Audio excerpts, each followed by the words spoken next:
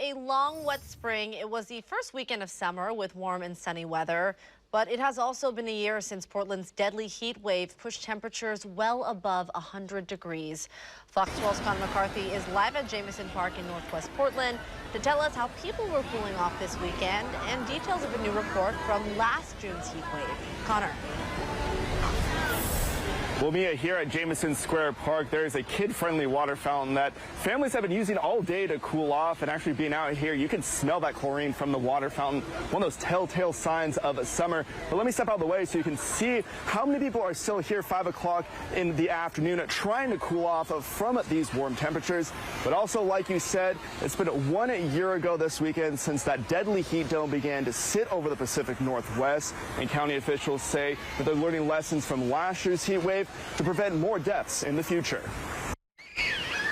The first heat wave of summer, and people around the Pacific Northwest looked for a cool way to cool off. They love the water, they love splashing around. Sarah Trinka is visiting from Minnesota and went with her friends and family to Jamison Park to enjoy the public water fountain. I just love seeing the kids running around, splashing in the water, you know, swimsuits and sunscreen and just kind of the whole ambiance. It's really nice. It's cold, but it feels really good because it's really hot outside. As Portlanders find ways to stay cool this weekend, the community is also remembering the lives that were lost during the June 2021 heat dome. And last year, we were surprised by the severity, by the length, and the deadliness of the heat emergency that we experienced.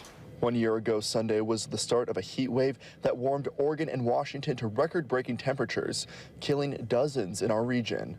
A report on the heat wave from Multnomah County found many of those individuals lived alone, they were elderly, they didn't have access to air conditioning, and lived in low-income neighborhoods. So that's the most important thing that people can take away from this, is that heat is really dangerous and it can happen to you, even if you think you're fit and well-positioned.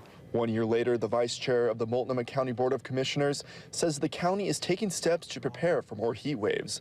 That includes centralizing communication about heat waves between county and city governments, activating response teams for heat waves sooner, and keeping some libraries open later as a cooling center. She also says the county will distribute 1,000 air conditioning units to low-income households. Multnomah County stands ready to respond to whatever emergency may arise. Though the memory of last year's deadly heat dome is still fresh, many are happy to have the sunshine and warmth back after a long, wet spring. The sun is shining and the weather's warm, and we're all pretty much have smiles on our face when we're all hydrated and have snacks.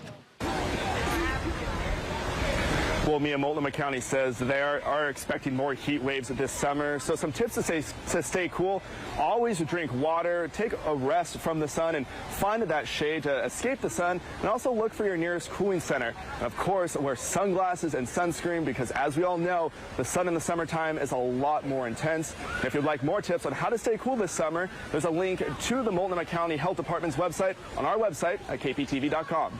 Reporting live in Northwest Portland, Connor McCarthy, Fox 12 Oregon.